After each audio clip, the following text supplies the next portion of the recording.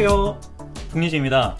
네, 오늘은 크레알리티사의 K2 라인업의 마지막 제품인 K2 콤보에 대한 리뷰를 해보겠습니다. K2 시리즈는 가장 큰 출력 볼륨의 K2 플러스, 그리고 최근 리뷰했던 중간 볼륨의 K2 프로, 그리고 오늘 리뷰할 K2로 구성이 됩니다. 형태가 비슷한 듯 하면서도 서로 간의 차이가 있는데요. 구입을 고려하실 때 오늘 영상이 도움이 될 수 있도록 제품 간 차이에 대해서 이야기해드리고, 실제 제가 열흘 정도 사용해보면서 느꼈던 부분을 중심으로 해서 장단점을 풀어보겠습니다. 오늘 리뷰하게 된 이 제품은 주식회사 덕유항공사로부터 제품을 제공받아 리뷰하게 되었다는 점을 미리 말씀드립니다. K2 시리즈는 제품명에서 알 수 있듯이 K1 시리즈의 업그레이드 판입니다. 이 중 K2 프로는 K1 맥스 제품을 잇는 제품이고, 오늘의 제품인 K2 콤보는요, K1 제품의 업그레이드로 보시면 되겠습니다. 당연히 K1에 비해서는 여러가지 면에서 더 나아졌는데요, K1 시리즈와의 비교는 지난 K2 프로 영상에서 자세하게 다뤘기 때문에 오늘은 K2가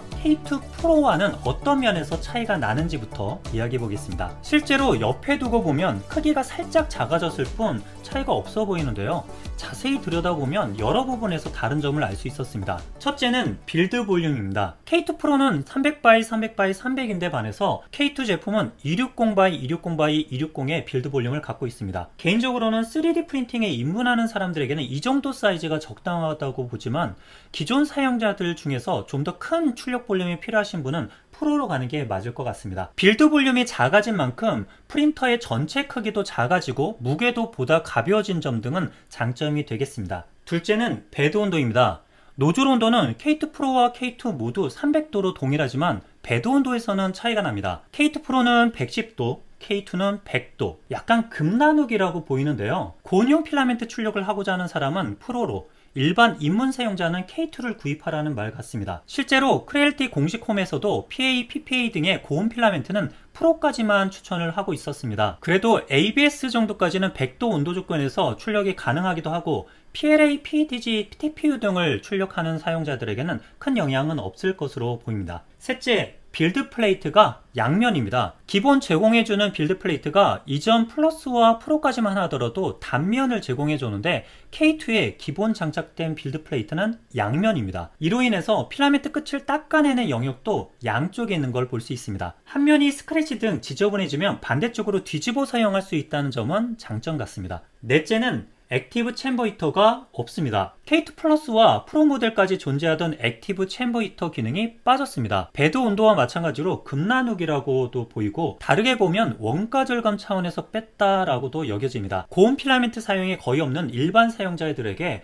챔버 히터를 빼고 가격을 낮추는 게 이득일 수 있으니까요. 다섯째로 툴 헤드 카메라가 없습니다. 일명 노즐 AI 카메라라고 해서 출력 전 프레셔 어드밴스 테스트와 압출량 캘리브레이션 등 자동으로 해주는 기능이었는데요, K2에는 카메라가 있어야 할 위치에 흔적만 있고 비어 있습니다. 이것도 원가 절감이긴 할 텐데요, 사실 K2 프로에 그 기능이 있어도 출력 전에 그거 한다고 시간도 많이 걸리고 또 좌우 공간도 차지하고 해서 저는 없어진 게 그다지 아쉽지는 않았습니다. 여섯째로는 RF 리더 장치가 없습니다. RF 리더 장치란 크레알리티의 전용 필라멘트를 가져다 대면 그 필라멘트의 종류와 색상이 수동급지 필라멘트로 자동 등록되게 하는 장치입니다. 하지만 CFS에는 RF 리더 장치가 있어서 본체에 안 달려있다고 해서 큰 불편은 없었습니다. 게다가 크레알리티 전용 필라멘트를 사용하지 않는 사람들에게는 있으나마나한 기능이기도 하고요. 일곱째는 저장 용량입니다. 내장 메모리 용량이 K2 프로까지는 32GB,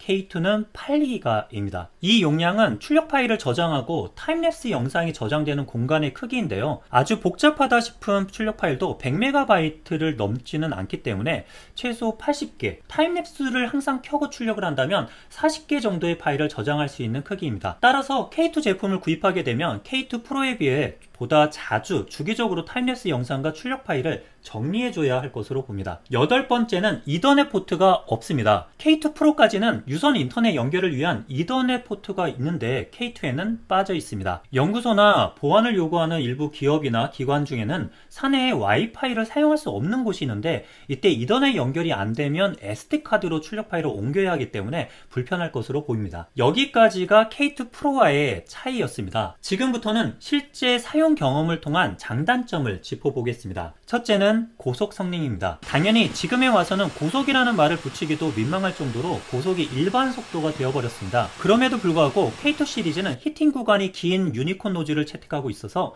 타사 프린터 대비 볼륨메트릭 스피드가 높은 편입니다. 측정을 해본 결과 PLA에서 MVS 값이 30에서 32 큐빅/m/s 정도가 나왔습니다. 이 정도면 약 400mm/s의 출력 속도에도 압출 분량이 나오지 않는 속도여서 충분히 고속의 매력을 느낄 수 있는 성능이라고 하겠습니다. 둘째, 멀티컬러입니다. 기존 K1 시리즈에는 없었던 멀티컬러를 위한 CFS 장치의 연결이 가능합니다. 이를 통해서 CFS 한 대당 4가지 필라멘트, 총 4개의 CFS를 확장 연결할 수 있으니 이론상으로는 16가지 색깔의 출력이 가능합니다. 저는 3가지 색깔의 필라멘트를 사용하는 여우 가면을 출력을 해보았습니다. 출력만 걸어놓으면 원하는 멀티컬러 형상을 만들 수 있다는 것은 큰 장점이겠습니다. 셋째는 멀티컬러 똥입니다. 멀티컬러의 장점이 있지만 원노즐 방식의 출력이라 색이 노즐에서 섞이는 것을 방지하기 위해서 기존 필라멘트를 밀어내는 행위, 퍼징을 시키는데 일명 똥이라고 하는 게 정말 많이 나옵니다. 이 가면 하나 만드는데 가면 무게는 150g 정도이지만 950g 정도의 똥과 타워로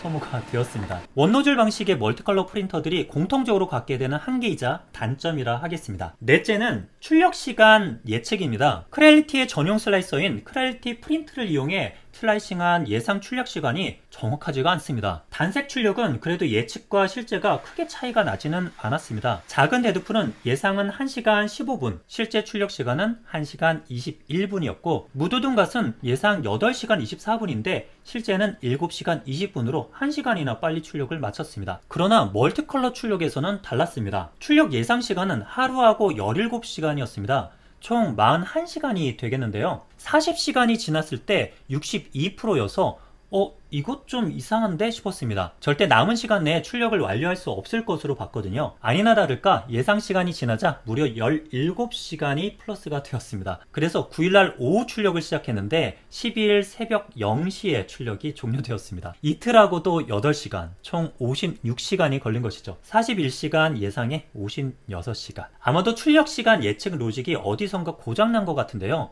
크레얼리티 프린트의 이후 업데이트를 통해 개선되길 바랍니다. 다섯째는 배드 레벨링입니다. 빌드 크기가 작아졌는데도 불구하고 레벨 측정 포인트는 11x11포인트, 총 121개 포인트를 측정합니다. 레벨 측정 시간이 오래 걸리기 때문에 한번 레벨링을 해놓고 배드 온도가 달라지는 PETG나 ABS 출력 시만 새로 레벨링을 진행하는 게 맞을 것 같습니다. 의아했던 것은 이렇게 레벨링을 철저히 했는데도 원시 종이짝 출력의 결과가 완벽하지 않았다는 것입니다. 두 차례를 진행해봤는데 모두 다 일부 위치가 갈라져 나옵니다. 그리고 그 위치가 서로 달랐다는 점이 저를 불편하게 하더군요. 물론 첫 레이어 출력 상태를 보면 안착에는 영향은 없어 보입니다만 약간 아쉽기는 했습니다. 여섯 번째는 출력 품질입니다. 전반적으로 출력 품질은 준수했습니다. 수없이 많은 리트렉션과 짧은 이동이 들어가는 에펠탑 형상도 흔들림이나 처짐 없이 형성이 되었습니다.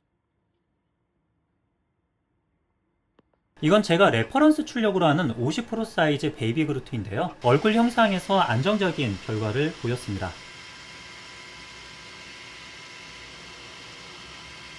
작은 데드풀의 형상도 부드러운 표면과 깔끔한 결을 보여주고 있습니다. 아무래도 고속 프린팅이 시작된 지 거의 3년이 지나가는 시점이다 보니 출력 컬에 있어서는 상향 평준화가 된 게 아닌가 싶습니다. 일곱째는 챔버 팬입니다. K2 프로에서도 지적했던 부분인데 K2의 디자인에도 챔버팬이 두 곳입니다. 베드 상단과 중간에 각각 위치한 두 개의 챔버팬으로 배기나 내부 공기 순환을 보다 효과적으로 하려고 의도했을 것 같은데 중간 챔버팬에는 활성단 필터가 그나마 장착이 되어 있으나 상단 팬에는 필터가 없다는 게 거슬립니다. 이렇게 말하는 이유는 두 개가 독립적으로 돌아가는 게 아니라 하나로 연동해서 돌기 때문에 출력 냄새를 거르는 목적으로 필터를 장착한 거라면 상단 챔버팬으로 그냥 바이패스에서 출력 공기가 나오는 구조여서 왜 이렇게 만들었나 싶습니다. 저는 설계적 오류라고 보았습니다. 이제 이런 경험을 바탕으로 간단하게 장단점을 생각해 보겠습니다. 장점 첫 번째는 밴브랩 대비 저렴한 가격입니다. 현재 판매 가격이 99만 9천 원이고 이 제품과 비교할 수 있는 밴브랩 제품은 P1S 콤보가 되겠습니다. 동일한 배드 온도와 핫엔드 온도 조건, 거의 비슷한 크기의 빌드 볼륨 등을 볼 때 맞상대가 되겠는데요.